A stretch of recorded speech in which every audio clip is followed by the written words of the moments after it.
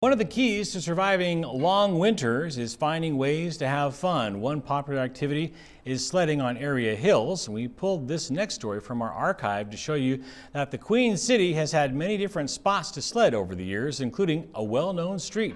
Melissa Jensen has our story. In the mining camp days in the 1860s, it was a big tradition for men and boys to decorate their sleds, and they had these very elaborate sleds, and this was the favorite hill. Christmas Eve, there was a group of young people who were decorating the Catholic Church, which sat right up there on Ewing Street where the apartments are today.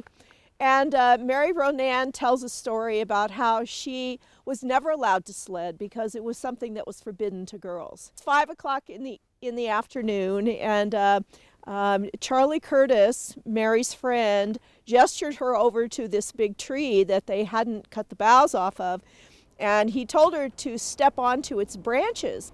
So she stepped onto the branches and she held on to a top branch, and they pulled the tree down the hill here to the top of the Broadway hill. And they got a running start. A couple of the boys pushed the tree, pointed down the hill, and Charlie hopped on, and the two of them went sailing down the Broadway hill to the very bottom. Mary said, you know, it was the very best Christmas present she ever got because it was the only time she got to go sledding. Really gives you a sense of what it was like back then. I think it's one of the really great wintertime stories that we have told from a young person's perspective.